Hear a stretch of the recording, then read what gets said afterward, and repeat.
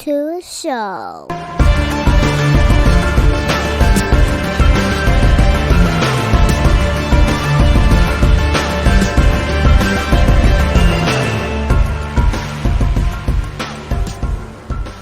Welcome back to another episode of Ultimates Podcast. It's me, it's Dante, and my guest this episode is going to be returning guest, Miss Julia Blackburn. How are you, Julia? Hi, I'm good. How are you? I'm doing well, thank you. It's been a little bit of time since we last spoke, but just want to check back in with you, see how everything was in terms of jiu-jitsu competitions upcoming or recent. What's going on with you? Yeah, I was trying to think back of like all that's happened since we last talked, and I think it's been a lot. Okay. I think since then I've done, now I need to look. I did pans. I lost very badly at pans. I did not win. But then I did a lot of other competitions, which I won. So that was really good and really fun. My last competition, I went to Nashville Open, and did gi and no gi, and it was the first competition I worked. I did the score keeping, where you like click the box or whatever on the computer, and I actually really enjoyed it.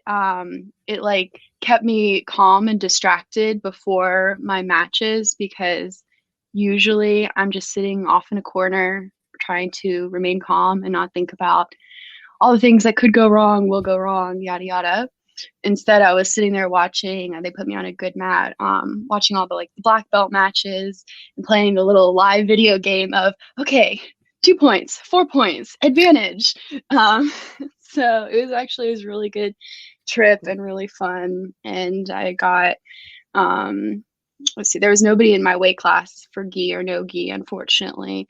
But I did place third in gi open and no gi open. So I was very pleased with the results there. Well, that's good. And with the scorekeeping, like, was it, just very like, because I always see the scorekeepers, and I'm always wondering how that, how it works. And it was just straightforward, like, 2, and then you just tap, and give the 2. Yeah. So the referee is the one obviously that makes the decisions. And so basically you just watch the ref like a hawk the whole time during the match. And they have on the screen, it's like blue and then white are the colors for each fighter. And so that was like honestly the most difficult part, was just to identify who was going to be blue and who's going to be white. But like if somebody has a blue gi, they're just going to be blue, and then the other person's going to be. But they have like a whole system for it, and they taught us that in the beginning. But it wasn't too difficult, and yeah, it's just like a plus on the computer or a minus, and they have set like 3, 5, or 4, 3, 2, and then advantage, disadvantage for everybody. So yeah, it was really fun, and it taught me more about the points for jiu-jitsu too, the point system. This is not for you. Sorry, my dog sees my prosciutto on the side. It's not for you, Luna. It was really good too. Like I said, I was watching the black belt, so I actually picked up a few cool submissions and sweeps that I took back to the gym, and I was like asking my professor, I was like, I saw this, I want to work on this, I want to learn how to do this. So I really enjoyed it, and I think I'll do that next time. Also, you get paid, which is nice. Get money. Yes. Well, that's cool. And just the more I talk with you, the more I see, like, you are a student of this game. This is, your thing now. So, oh, you want to know how much it's my thing? So shit. As I'm recording this in my basement in my gym, and you also have BJJ Mama on page quite a lot. She gifted me, since we last talked, I've moved back to Georgia, and I have a rental house down here. And I'll show you. I know they can't see on the podcast, but That's okay. My gym now has all of these mats. Oh wow. This is my gym. Holy hell. That's awesome. Yes. So That's super cool. I Like have Fight Club in my house. that, well, you know what? That again, you are a student of the game, and you're committed. And Mm-hmm. that there's no bigger sign of that than just what I just saw. Like you have basically a matted basement, which Yeah, is it's about 15 by 50 of legit like jujitsu Fuji mats in my basement. And now I have absolutely no excuse not to roll every day or shrimp or do rolls and anything. Yeah. our gym. We just got new mats, so they're selling off the old mats. And I Hmm. was like, dude, I should buy um, a row of them. And I'm Hmm. looking at my basement because my basement is kind of a hodgepodge of who knows what. Like, I have the TV on the mantle over there, couch. So, like right up front is the entertainment area. Then kind of behind there, I have treadmill, weights, grappling dummy, um, kick shield, stuff like that. And it's kind of a smaller area. And then I'm in my little recording corner right now where my desk is, and also all the action figures around the perimeter on all the walls. So it's like I look at my basement, I'm always like, dude, I want to set up, get the mats down here. But then I look, it's like, well, because I had, the cheap flimsy mats you can get at Target, Hmm. like what, maybe $18 for a pack of four. Yeah, I think I got maybe 3 packs of those during COVID, and I set up down here, which the puzzle mats, they come Yeah. apart very easily because I didn't tape them together. And at one point, I was down here so much I just left them down. And when I would have guests over to record, like I don't tell people to take their shoes off when they come into my home, Hmm. but I try to make it very clear that when I walk in, I kick my shoes off. Again, I'm not going to say, hey, man, take your shoes off. But it's like, Hmm. hey, I don't know. Kind of see, I did it. My wife did it. The kid did it. Like, you do it. But, people come downstairs and just walk right across the mats. And they're not even like in your path. They're kind of off to the side, but, just with moving their chair around. And then they'll step back. I'm like, dude, do not step on the mats with your shoes on. What are you doing? Even my daughter knows that. My daughter, when she comes to the gym, she comes to the basement, she looks like, oh, no shoes on the mat. It's like, you're Hmm. right. Hmm. I had a Halloween party for the gym, Jiu-Jitsu Halloween Fight Club party. It was awesome. It was really cool. But I knew so upstairs was like the normal party where people had drinks and food and everything. Mhm. And then downstairs we had like some people rolled and more party and whatnot. But I knew people were gonna come down here and still have their shoes on. So I had this big sign that I taped on the wall, like right as you come down the stairs, and it said, "No shoes on the fucking mat, please." But Nobody wore their shoes. I mean, but that's what needs to be done, though, you know. And again, not just being a student, excuse me, not just being a student of the game, but also respectful to it, Hmm. and just all the traditions that come with it. And no shoes on the mat is a big one. That's everywhere in martial arts.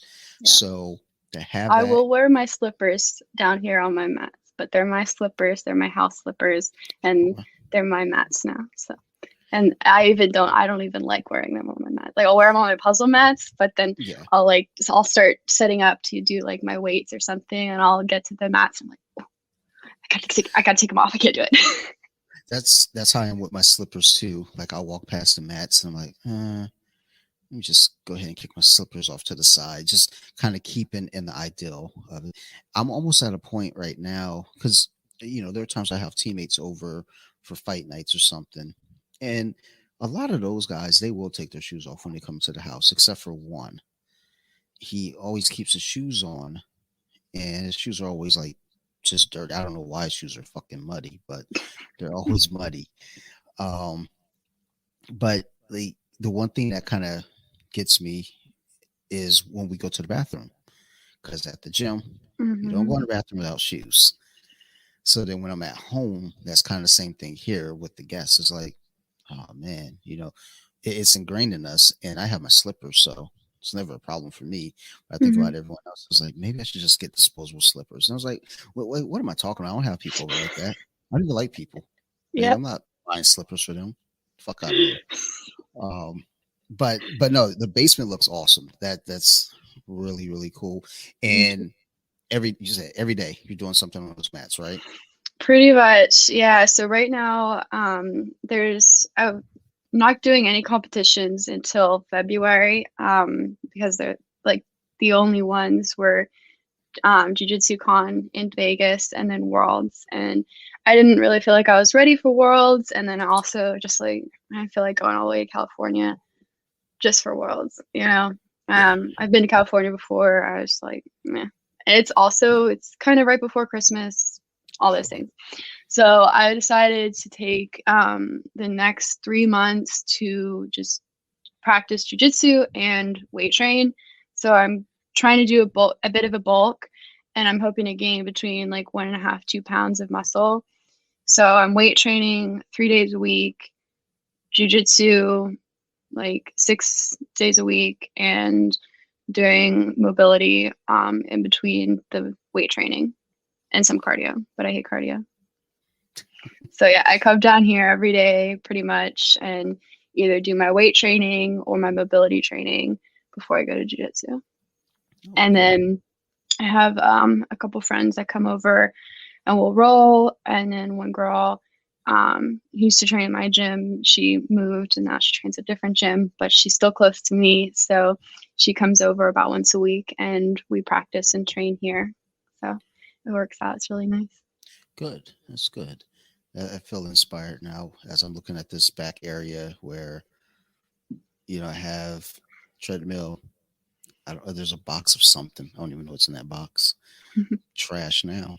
Um, a backdrop, a ring light, and some action figures on a table because, like the action figures need light.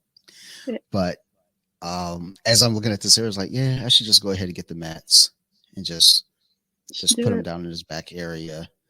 And that's the thing too. I mean, it gives me a reason to do more mat training here at the house, whether it be shrimping, just working on break falls, falling in general, because I don't think people understand how important it is to know how to fall and practice falling. So, Mm-hmm. like, we had a guy the other morning, and we were doing a hip toss, and he kept falling. He was very new. I think it might have been his second class, Oh. and every time, on a hip toss, I would lower him down. But what we worked on is if you go for the hip toss and then they step over, Mm-hmm. and now you got to kind of kick through. And you still flip them. You just now propelling them with your leg. I couldn't control his fall from there. So every time he hit the mat, it was very hard, and I felt bad. I was like, dude, I'm so sorry. I'm only a blue belt. I don't know what the fuck I'm doing. Like, and I realized, coach explained to me my base was not good. So when he was falling, I didn't have a lot of control over him. And he was like, look, bring your left foot in a little closer. And now you can kind of take him over slower. But his falls, even after that, he was still kind of hitting hard. Mm-hmm. So coach was like, okay, let's work on falling for you. And, you know, falling is scary because he kept throwing his arms back. And we're like, no, no, no, don't do that. You could separate your shoulder. You could break your arm. Uh, you know, I can't stress falling properly. I can't stress that enough. Um, Mm-hmm. Even to my daughter, always, when she's falling around in the basement, it's like, no, no, no, don't do that. My wife years ago, she was running and slipped on some ice and fell and hit her head. And I was like, good grief. Like we all need to learn how to fall. So, Yeah, it's and important. I was rolling just the other day, and there's one guy at my gym who's very large. We call him Melancia, and which is watermelon in Portuguese, because he's a big guy. And he was rolling with this smaller guy who he's not like a small guy, but smaller compared to him. And I know they were standing up, And then all of a sudden I just hear, somebody fell Mm, on top of somebody else. And yeah, it's important to know how to fall right and absolutely. how to fall with other people too. Well, I yeah, laughed that because too. he was fine. He was okay. But yeah, it's scary to fall. Yeah, absolutely. Like falling just by yourself and with people is important. There's a lot of stuff that's important in jiu-jitsu, period. But I feel like Yeah. falling is one of those things. And as in further or previous discussions with someone, for new students, knowing to tap, because you Oh have yeah. new students that don't even know, should I be tapping? Like, yes, dummy. If it hurts, tap. Like, don't stick around. Mhm. So, lots of valuable lessons from jiu-jitsu. So, with competition, you said you're not competing until February. Mhm. What's going to be upcoming for you in February? Europeans I, going to Rome, going to Italy. and for whatever reason, I should have known that because I was just talking to a friend over in Madrid Mhm. about that as well. She's excited, and duh, February. I well, so I'm excited. I'm a little, well, I know that it's worth more points, like ranking wise, it's worth like 3 or 4 stars. But because I'm going to do that, I will miss out on, there's 3 competitions that I'll miss out on. It's like Austin, Atlanta, and New Orleans. Um, so I'll miss out on those, but I guess it kind of makes up for it. Although I did have, and everybody's saying that it's crazy. And I know it's a crazy idea, but hear me out. The, the flight that I'm taking, because so Europeans right now is scheduled for the 14th through the 20th. And the dates that they have me potentially competing is like the first half of that. So I was going to go the beginning, like the Saturday to Saturday. And Atlanta Open is February 12th, which is when I was going to fly out. Well, I am going to fly out. Um, and it's kind of a long story, but I'm going to fly from Richmond, Virginia, from my home, and then take a layover in Atlanta, and then go. And I said, well, the layover is already like 4 hours, and the Atlanta Open is actually at the airport. Um, it's like at the convention center where you just take a little train. I was like, if I take the earlier flight, I'll have an 8 hour layover in Atlanta. I could just scoot on over to Atlanta Open, compete in Atlanta Open, scoot on back into airport security, and then hop on the flight to Rome and then go compete in Rome. I Is love it the a bit idea. crazy? Go Yes. for it. But I think it would be doable. I think so. I Well, think it's fun.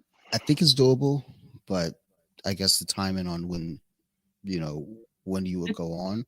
The timing works because I Oh, it does. normally fight in the morning and the flight out doesn't leave until like 7:30 and the flight in puts me in at like 8:30 and the fights don't start until 9:30. Okay. I I'm a mean, logistics person. I I've can got tell. this. I'd say do it. I mean, I think it's awesome. I love the chaos of it Yeah. because it's just like there's just so much going on where it's like boom, boom, boom, boom, boom, boom, boom, go. And Hmm. then off to Europe Yeah. and then do it But again. I just need something to distract me because I know I'm going to be like super anxious and excited because it'll be my first trip abroad. Mhm. So I know if I'm just sitting there in the Atlanta airport for 4 hours, I'm going to be like, crawling the walls, knowing that first, my team is, a 5 minute train ride away competing, and I should be there cheering them on. And second, I should be there competing, warming up for the European Open. But we'll see. We'll see how it works out. I might not do it. It might give me too much anxiety. I don't know. Well, If I I hope do, it'll be pretty cool. whichever way you go, I'm in full support. Thank Got a you. fan over here. I hope you do it because I think that just sounds absolutely crazy.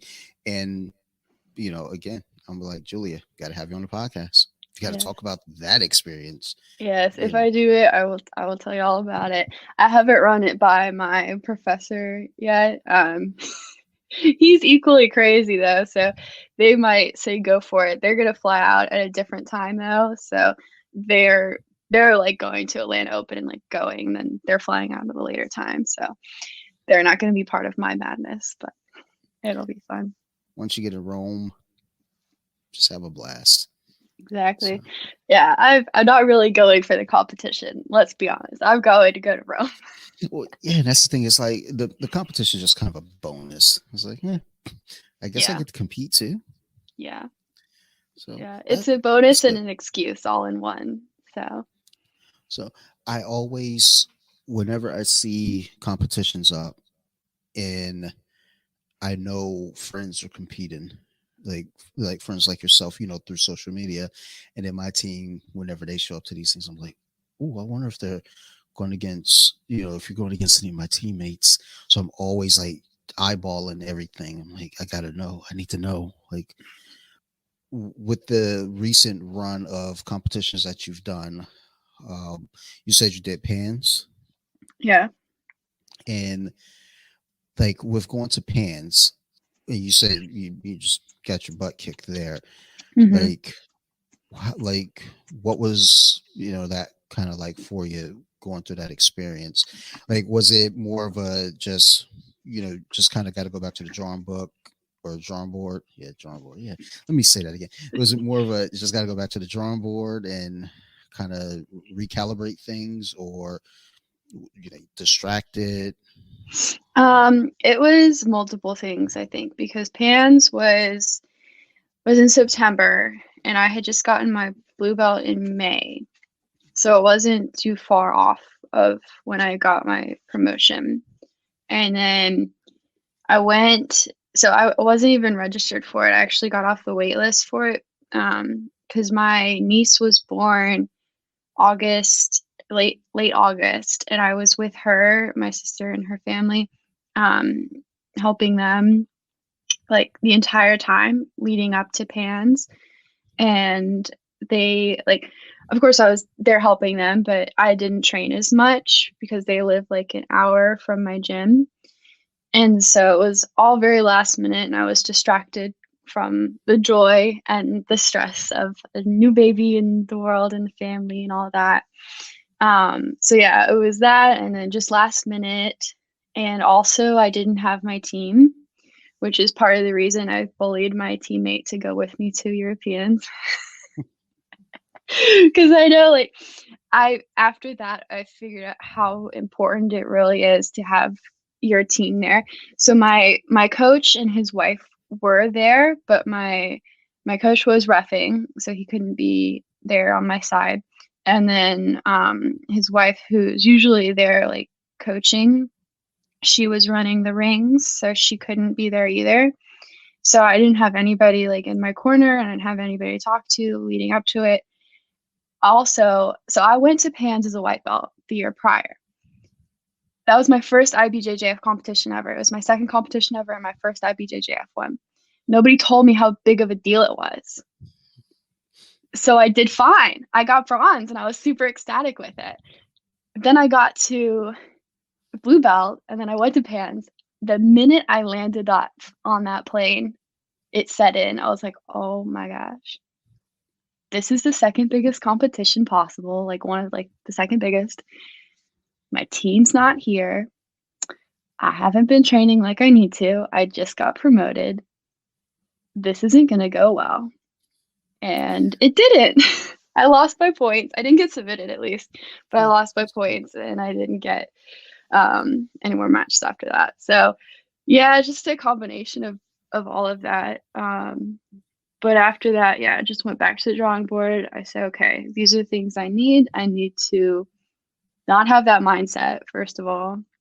I need to have my teammates there for me, not like just to cheer me on, but just, somebody there to spot like beyond the side of the ring and, coach. Cause I always listen. I'm always there listening when I'm fighting. There's somebody there saying, okay, the arm bar is there, the triangle is there. that was very helpful to me. So I need somebody there for that, and I just need to be focused because I was not focused on it at all, and then I psyched myself out. So Well, it also seems like to just kind of going into that, just there are a lot of things kind of against you, just again with the team not being there, and then the realization setting in, and you're like, oh wow, this is this may not go well. So, but like mm-hmm. you said, just not next time you go in, not having that mindset, and just going out there and conquer the world, girl. You can do this. Yeah, and that's it. Is so now I realize I've done since I got my blue belt, I've done 7 competitions since I've gotten my blue belt, and now I've done it so many times. I think back to like the panic and the fear that I felt at Pans, and they're doing Pans again in April. I guess because of COVID, the schedule got all weird. Mm. But now I'm like, okay, yeah, I can do it. Like it's just another competition. I've been to Orlando, I've been to Kissimmee like so many times. Just go. It's just another competition. It doesn't matter. So that'll be the attitude next time. It'll be the same attitude in Rome. Sure. Maybe a little less. I'll actually probably get there and be like, okay, can I just fight so I can go eat some pasta, please? Just like, okay, I'm here. Oh, okay, let's go sightsee. Da, da, da, da, da. Oh shit, I gotta go compete. Yeah, Yeah. yeah, yeah, yeah. That's just kind of a sidebar. Just be like, I want my pasta and gelato. Let me fight, please. I'm probably going to be more. Maybe I'll be more driven because I'll like be on the mat. And I'll be like, man, I want to finish this fight. I got 5 minutes between me and gelato. Move. I want to get this triangle. I'll finish this match. You're just like, just come jump into the triangle real quick. I got places to be. Exactly. Um, where we train at, there is some sort of a bakery right next door. So Oh. when we're training at night, we can always smell pastries being baked, and it Mm. is so distracting because I'm a fat boy. I love me some food, especially pastries. And I've been actually doing pretty well for November. I mean, I had a donut yesterday, but Mm-hmm. for the most part, I think that's the first pastry I've had all month. And Oh, well. for my other podcast, my co-host and I, we both agreed, like, hey, let's lose some weight. Mm-hmm. We're both getting kind of tubby up here and whatnot. So why don't we both lose some weight? Not like, a biggest loser competition or anything. It's just like, look, let's just mark down, give Mm-hmm. ourselves to the end of January Mm-hmm. and lose a bunch of weight. And, we check in, we hold each other accountable. Like I'll text them on Tuesday, just like, all right, I weighed in at this, blah, blah, blah. But when I smell those pastries while training, after I leave, I am really distracted because I was like, dude, I'm just going to drive right past the Dunkin' Donuts anyway. I mean, Yeah, it's only one donut and I just trained, for an hour. So that's like, it's not hard. going to hurt anyone. There's a Krispy Kreme about probably 2-3 miles from my house, and I love Krispy Kreme. The only thing that's stopping me is the traffic because I live very close to a lot of big mall, and Mm, ugh, my gosh, I loathe traffic so much that it is stopping me from Krispy Kreme. The hate of traffic is higher than the love of Krispy Kreme. So that's actually really good for me. Although not right now, because as I mentioned earlier, I'm trying to gain weight, and was just thinking like I really am trying to bulk up, and I know I should do like healthy and eat clean and all that. But it's just hard when I train so much because some days I'm sure. training for 3 hours, or if not more, because some days I'll take my dog on like an hour long walk, plus the weight training, plus the 2 hours of jiu-jitsu. So it's like 4 hours. I just need to eat a lot of calories. And so I'm like, this box of Oreos, I could just pack away really easily. I should just do that because if I have to eat another chicken breast, Ugh, oh, I just can't do it. Oh my gosh. I just that's, I just yeah, can't. You can only, I yuck. do love to cook, and I'll put all kinds of different seasonings on it. I ran out of seasonings, okay? I ran out of different seasoning. So my wife, um, like baked chicken is one of my least favorite things. Mm-hmm. So when my wife will say to me, "Hey, what do you want for dinner?" Yeah, I'm always very much like, it doesn't matter. I'm going to find my way. Just make food. I'll eat. I love food. Mm-hmm. But when I come home and it's baked chicken, I'm just like, dude, really, Yeah. really, like you no other. There's no other options. You couldn't have done anything else with that chicken. You couldn't have made a Popeye. Couldn't. I don't know anything else but baked it grill. I don't know something. But yeah, it's like with bulking up. Yeah, you want to take in the clean calories, but hey, Oreos, Krispy Kremes, are they really hurting anyone? I don't think so. My scale doesn't say so because I still have not gained there very much weight. I've started this, let's see, mid October. I've gained half a pound. Wow. I mean, This is not working very well for me. Barely but half a pound. And I started creatine too. Like I should have gained at least water weight. I mean also, I mean, I guess like you're like highly active though. Yeah, So I it's know. like, So I just need to eat more. And it's just annoying. I know well, it seems cruel, right? I sit here talking about how I need to eat more food. oh, I don't know. It's like, I mean, I'm no expert on any of the matter because for me growing up when I was like, okay, I need to bulk up. Yeah, it was just like, taking as much crap food as I could, then go lift weights and, Hmm. power. Because for, what was it, I think fifth grade up through maybe junior year of high school, I weighed 150 pounds. Hmm. I just couldn't gain weight. And a big part of it was I was very active. I get home, I go outside and play. Once I got to high school, I was on a team, so I'm like always at practice. And if I'm not at practice, I'm outside running around playing football or basketball. Just constantly burning calories. And then I think junior year, maybe senior year, I got to 160, and I was like, "Oh snap! Here it's about to happen." And it still took another like 5 years. Yeah, I want to say 5 years for me to get to 180. I was like, okay, so like something's wrong. And then I realized that with the way I was lifting weights, I wasn't really lifting them the way I thought I was, making a difference. It was like, no, you're actually lifting, like, you're not like lifting heavy Hmm. and trying to bulk. You're just really wasting time. You're just lifting weights.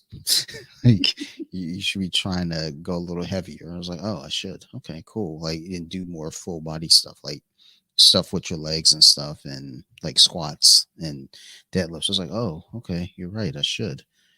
And I'm just gonna go play football. Fuck you guys. And eventually, I just got fat. Well, I'm not like fat, but dude, Fluffy.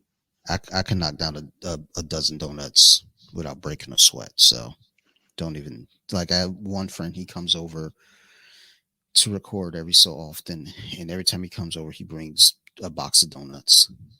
And we went out last night after recording. He was like, dude, he kept joking. He was like, we should go to Waffle House. I was like, I'm not trying to get into a fight tonight. Like, I'm just trying to eat. Yeah. And he was like, no, we should go to Waffle House. So, well, there's a double T around the corner. We go around the corner. There's no one in there but the staff. We sit down, and he orders this plate of pancakes with, I don't know, every sugary thing you could put on a pancake. And I'm just looking at it, I was like, there's no way he's going to eat all of that. He did. Well, Like, he crushed it. So, um, that is but always is impressive to me. I think also, I don't know, maybe I'm around guys too much, but like I go out to lunch or dinner with my guy friends and they clean their plate and it's like already a massive serving. I'm just sitting there like eating like half of it, and I'm just like, okay, I'm gonna get a to-go box. And it's just because I'm full, you know. Well, yeah. To be fair, they're like, heavyweights, they're big guys. But I went out to dinner with my gal pal last night, and we both got big plates of nachos, and we ate the same amount. I was like, okay, I'm not going crazy. I am able to eat a proper amount of food. I can't eat the same amount as a 250-pound heavyweight. That's fine. That's good for me. I shouldn't be doing that. I don't think that would be good for me. No. That's the thing too. Your stomach is, the size that it is for a reason. Yeah, So yeah, exactly. Julia, you do you. I am trying to do me. Trying to You- keep up and go. Do you, boo boo? So with getting prepped, as you're getting ready for Europeans and you're trying to, kind of add on some weight and bulk up. Hmm. As far as on the mat training, are there any, I guess, goals or things that you're trying to specifically fine tune, maybe? Yes. So it's in these competitions. It's also become quite clear. Um, well, I knew this already, but it's the lesson has been drilled into my brain. You can't win points from closed guard. So, and Hmm. my submissions are quite good, and I've won. Okay, so all of my matches that I've won in all my competitions, I've won by submission. I've never won a match by points. So my goal now is to win a match by points. With your matches that you've won, Hmm. all with submissions, were you down on points or were you ever up on points? Like, what was like the scores like with those? So I've been up on points a few times. Like I think the last one I won, I think I was up by maybe like 2 or 4 points. But then we were in I was in top half guard, and I was tired, and I was like, your arm, your arm is just out there. So I went for the arm bar, but she didn't give it up, and I was like, oh, your wrist Oh, is just dangling there. Well, then I won. But yeah, I guess I could consider that because I did have at least 2 points on the board, but I do need to work on my top game. So that's what I've been working on mostly lately is top game and sweeps from guard because we don't really do training for takedowns in my gym. So in order to do that, I would either have to go to a different gym to specifically train that or ask my professors and like do privates. And I also just don't like doing takedowns. It takes too much energy. So hmm. I've changed my game plan because it scares me and it takes too much energy for me to do takedowns. So my game plan now is to work on my sweeps from close guard because that's where I'm the most comfortable and where I'm very good. So I'm doing sweeps from close guard and then working on my top game from there and Okay. my points. That's what I'm doing. And wrist locking people Yes. and shattering their souls. That's Yes. cool. Okay. I, I will keep that in mind if I ever encounter you at a gym. I know to protect my wrist because I, first off, I have super sensitive wrist. Second off, I get wrist lock. I am broken for a week. Like emotionally, I'm just like, what did I do wrong in life? Like I put the meat out the door like my mom asked me to. Like like I did all the dishes. I took out the trash too. Like So Wristlocks to me, it's like a drug, okay? It's like I didn't mean to start doing them. Honest. I really didn't. I had them done to me. I said, "Oh, I don't like this very much. That's quite rude." But then I accidentally started doing them. And I swear it was an accident. I promise because okay, here's where I like my first accidental wrist lock. I was in mount and I was going for Kimura, but they had their hand like they're trying to like I guess like fist pump their way out of the Kimura. mhm, And instead I pushed their wrist down like into my shoulder and then that created the wrist lock from there. It's a okay. beautiful wrist lock. I recommend trying it. Because Okay. they think that they're getting away and in my professor's words, it's the have it your way of jujitsu. It's like This Burger sounds King, have it your way. this sounds So like an after school special and how someone got into drugs. it is how Julie got into Wristlocks. So I started that. Then I said, well, now this is fun because they don't expect this from me. Because in my gym, everybody knows that I like to do triangles, and it's getting a little boring. So I've got to do something else now. And Wristlocks, they're fun to play with. Julia, there's so many other submissions in the world. You went for the most evil one. I know, right? You would think that I should have done like arm bars, right? Because that it goes Yeah, off of triangles. yeah. But people know that I'm already going for the triangle. You gotta, change it up. Oh man. Wow. Plus, what's Okay. fun? So, our gym, um, uh, we're very, we have children's class, but then the children leave. So sometimes we're not very PG. Um, there is one guy, and so I got it. I got it from him. I was trying to wrist lock him, and he's purple belt, and I've learned my wrist locks from him. Of course, the purple and, belts. and he goes, "Oh, I'm too single to be wrist locked." So now, whenever I can't get a wrist lock on somebody, I just say, "Oh, never mind. You're too single for that." It breaks them. So I win either way. So, okay. I'm just still wow, Wristlocks. It's just I just Julia, you're better than this. Like I'm not mad. I'm just disappointed. Dude. But I mean, honestly though, if it's working, it works. Yeah. Again, No, I know. go I for it. know it's not the best. I actually felt when I got that win in the tournament, I was like, why couldn't you have just let me have the armbar, man? I So would have been happier with the armbar. I uh, I really tried for the armbar. I really wanted that, but she wouldn't let me have it, and I didn't want to continue for the other minute and a half of the match. you So, should have you should have looked at her after and said you did this to yourself. yeah, Uh, but I mean, again, it works. I mean, it is fair game. It's not like I did. it's a white belt competition. Like no wrist locks. No, you're Yeah, blue belt. It, it's not like it's something like I. There are some evil things that I know that we could do because so my nogi professor, he teaches like all like the illegal things. He teaches some calf slicers, all the mean things. And I very purposely do not drill those things because I'm petrified that I'm going to actually do them in a competition and get disqualified. But yeah. he then will he's like, okay, well, I could show you this straight ankle lock that just you like kind of pass it.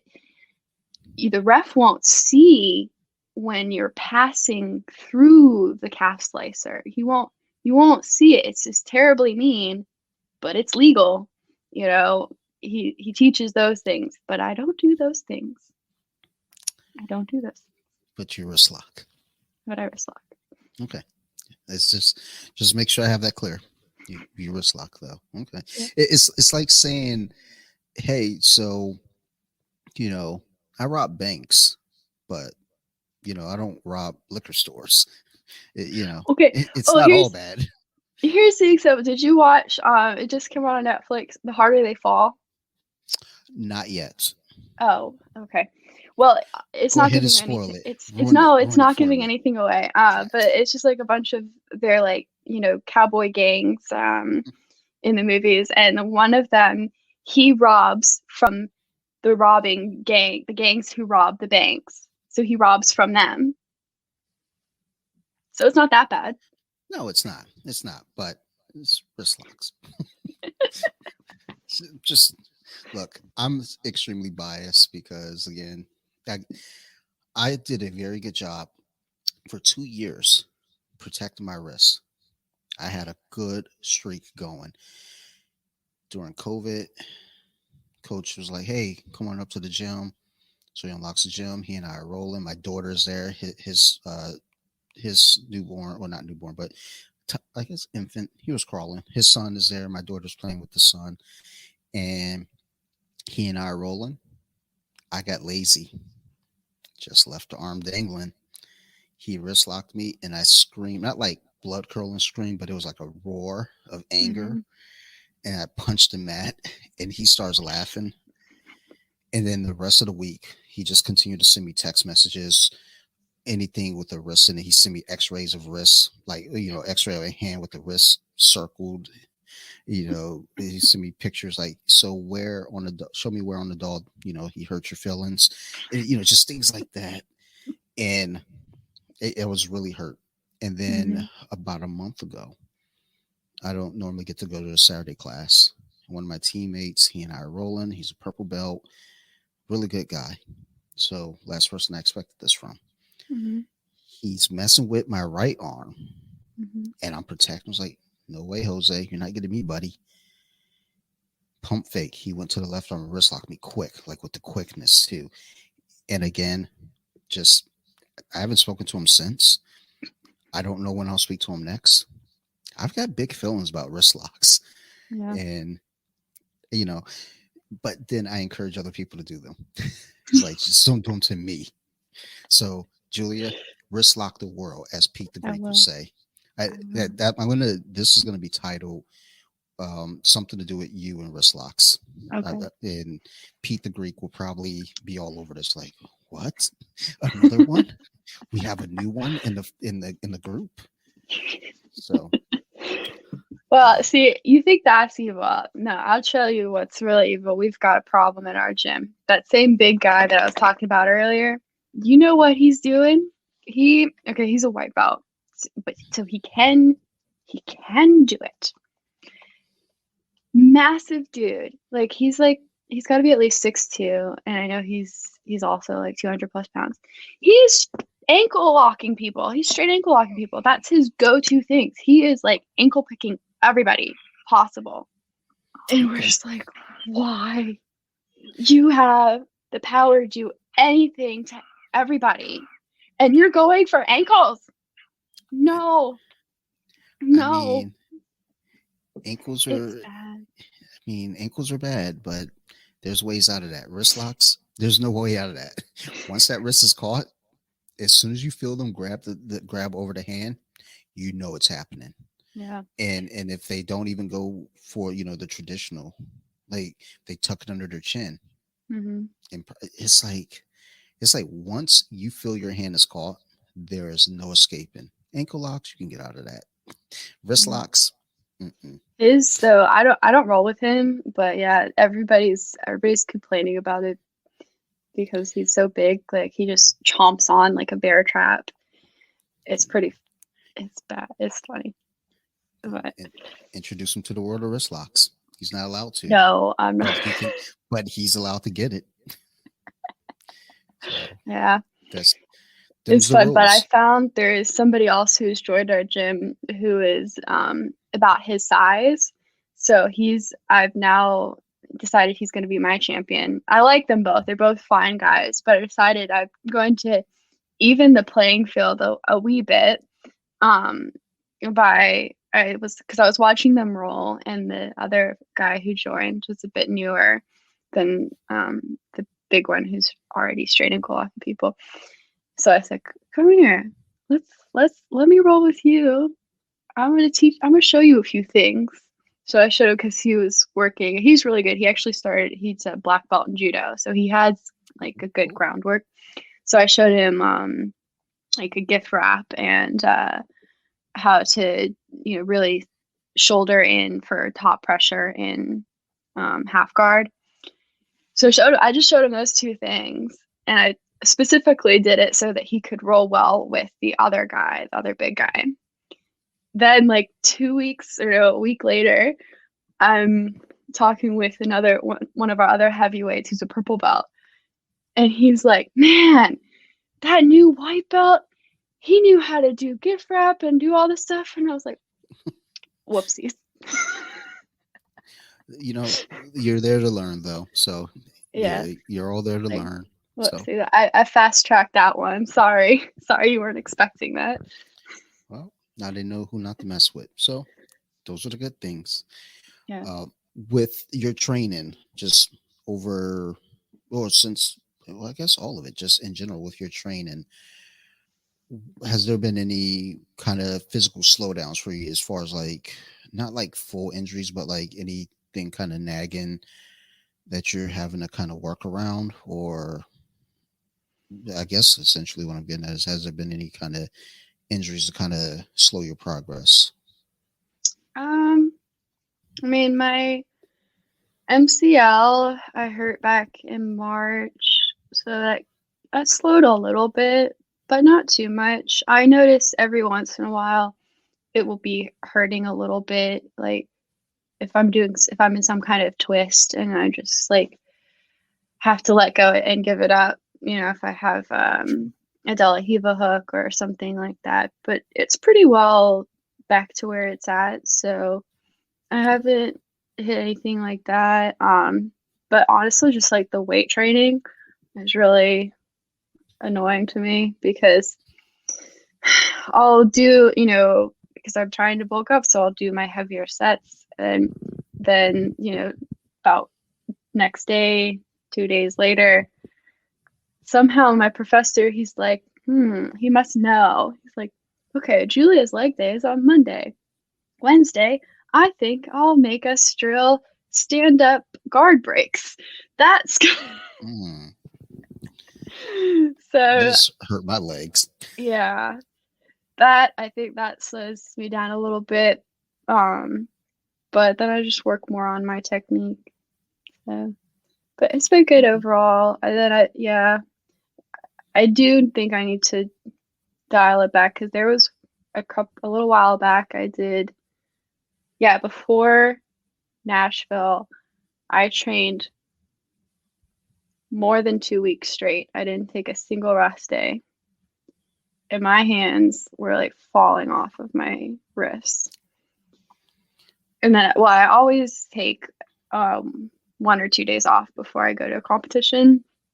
And but like I knew I was tired at that point before I took the rest days. But like when I took the rest days, I was like, oh yeah, I really shouldn't put my body through that. I really shouldn't train every single day all the time.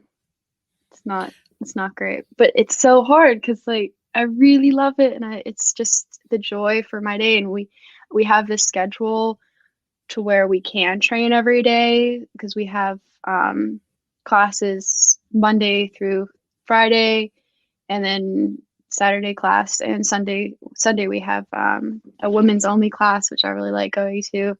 And today I've trained every other day this week and I said, I'm sorry ladies, I can't go today. I just need to not do anything today or my body is going to break down. So I think that's the limiting factor. Well, I mean, as much as we love jujitsu, as much as we embrace the sport, our bodies, we need to take a break every so often. It's just, otherwise you're not going to be able to do this into your later years. So, yeah. Exactly.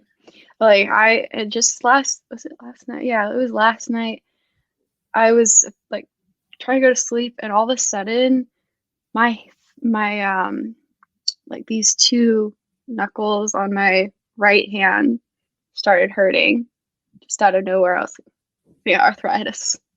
It's Mm. it's coming. So those two fingers will be taped now. I already taped the first joints, but those two will be also taped more. And I already take an abundance of preventative herbs and supplements. So I don't know what else I could do besides train less, which I don't like. Well, maybe not so much train less, maybe kind of cycle your training like intensity, you know, Yeah.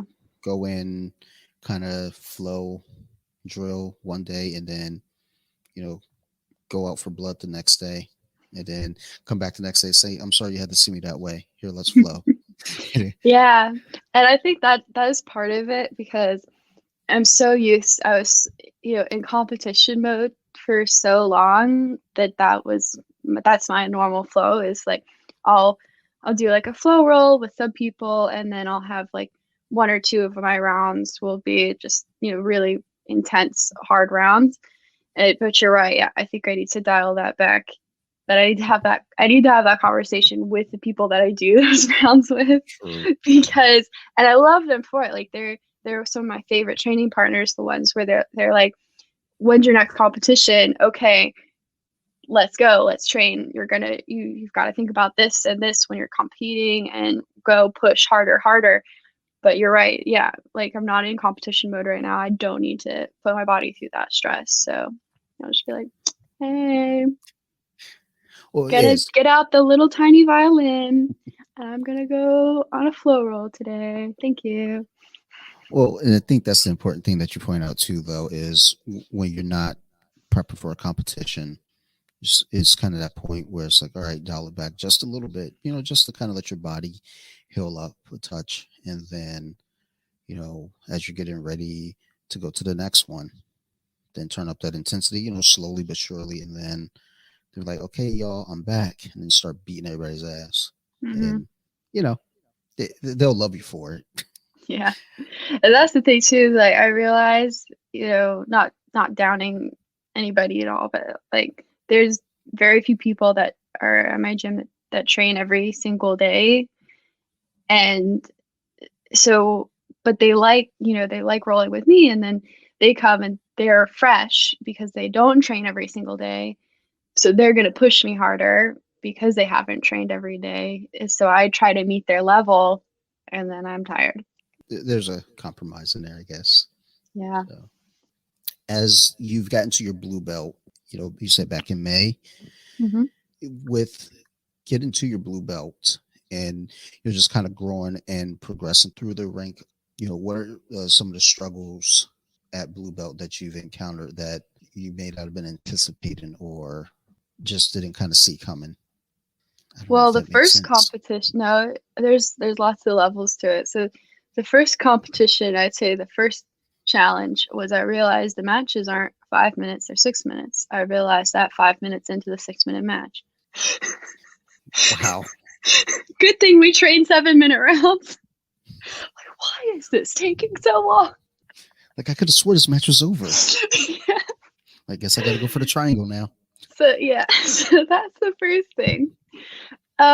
But yeah, lots of things. So because I was talking to my friend who's a white belt, but he's due for promotion very soon, and he competes too. But he could also tell like he's a little bit apprehensive of blue belt competition, and he was kind of asking us like upper belts, what did you think it was like making the transition? And I live around Atlanta. I don't know if you've ever driven around Atlanta, but I know you're up in Maryland, so you know about the traffic, right? So Unfortunately. in Atlanta on 85, we've got a shit ton of lanes. We've got like 5 lanes, right? You go in on the far right lane, you can go like 60. The speed limit's 70. You can go 60 over there. Nobody gives a shit. You're fine. I said, okay, so your competition right now, your white belt, you're in the far right lane.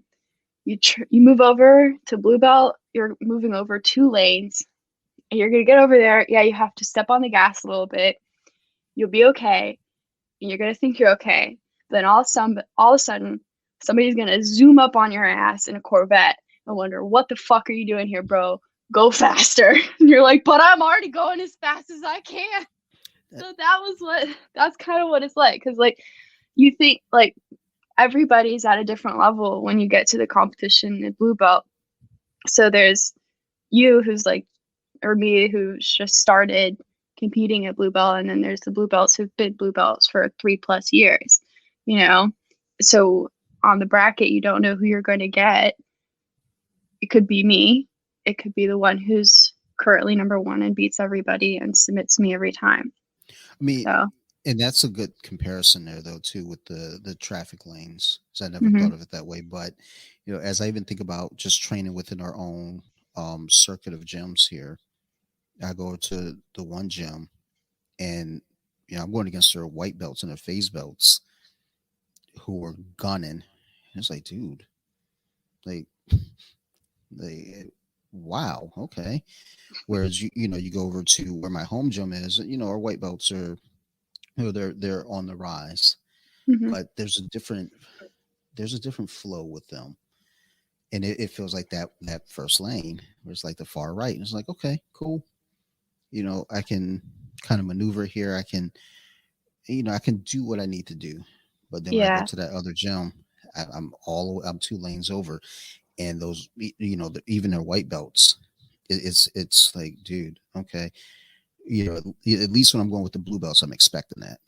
It's like, okay, I expect you guys to try to kill me. Those white Mm-hmm. belts, I thought they were trying to learn. Those dudes are out to kill me too. Like, help.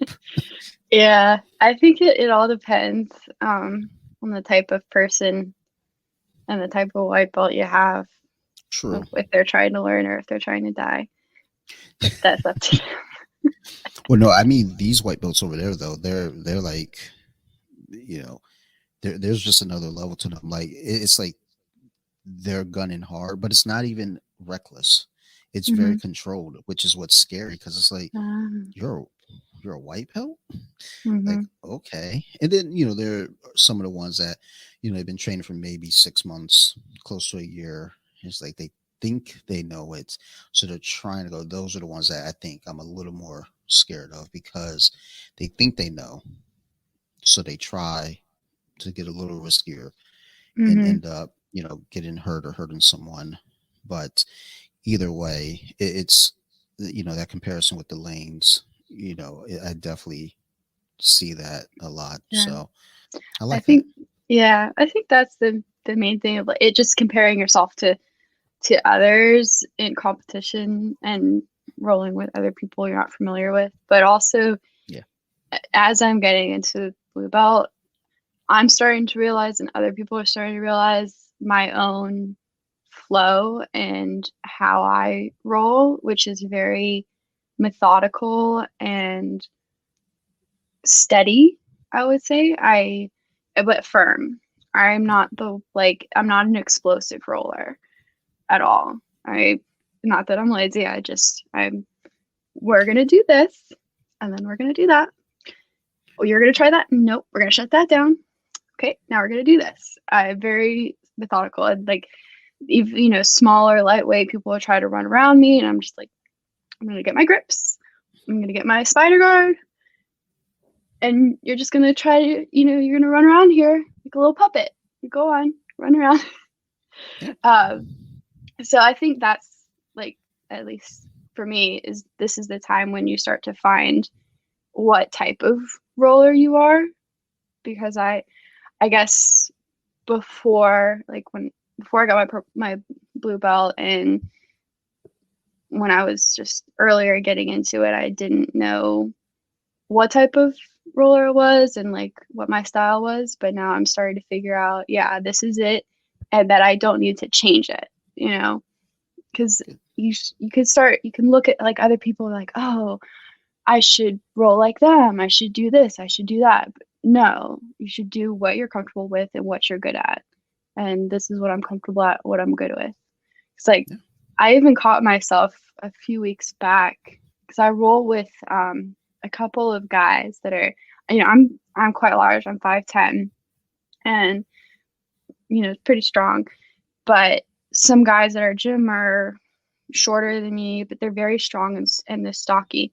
I love to roll with them because they're very talented and good. So I roll with them a lot, and I started to see that I picked up the skill set that they have, but it doesn't work for me because theirs is ball up, be tiny, and then explode out. It doesn't work for me because I'm too long Mhm. to do that.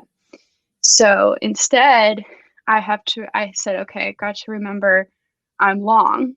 So I'm like, okay, instead of trying to ball up and like shrimp out from underneath here, I'm just going to bow out and remember I'm like big long Groot character, right? And And then I was like, oh wait, this is clicking, this is working. Yeah, don't try to be the other person, even though they're really good at that skill. Don't try to be them. Be yourself. Be what you're good at. Absolutely. It's important to know what your skill set is and to work within those parameters. So I Yeah. agree. Good, Yeah. good advice. So, with that being said, we're going to go ahead and wrap up here. I got to go take out the trash here because Yeah.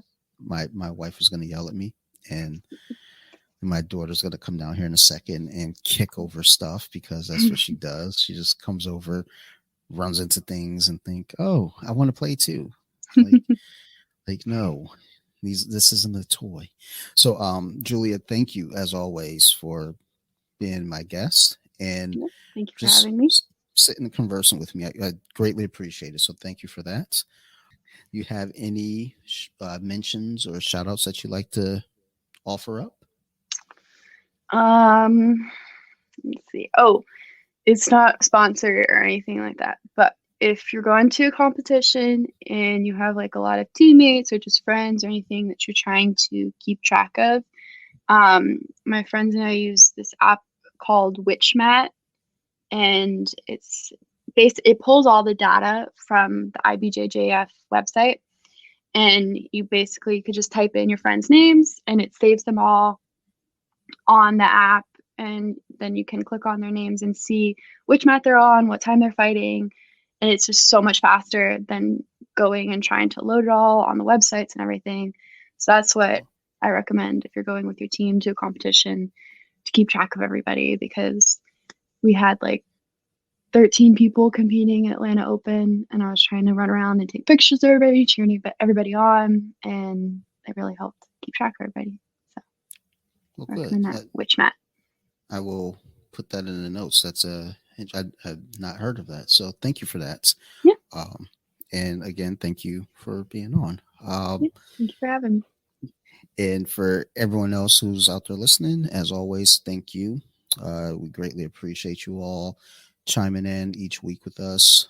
And like I always say, if you got any questions, concerns, feel free to reach out to me, Off the Mats Podcast on Instagram or bjj.wiki, whichever or. I mean, if you follow both, I appreciate that too. But if you want to reach out to me, I'm on either of those options. Also, big shout out to the Columpton Social Club. That is my other show with my good buddy Steve. Um, it really was just a show that started off with two friends talking shit, and now we review beers, and it seems to be our thing.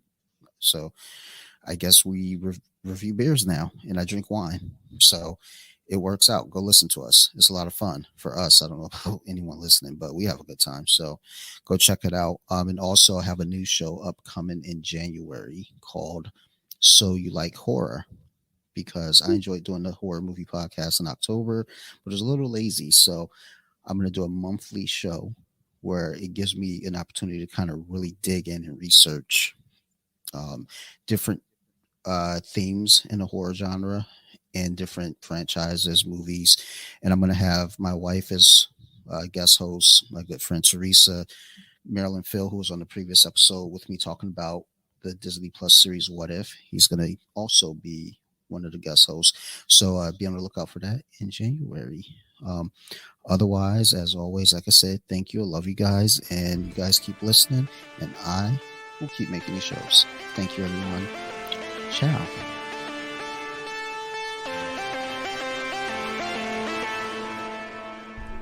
Deep with it.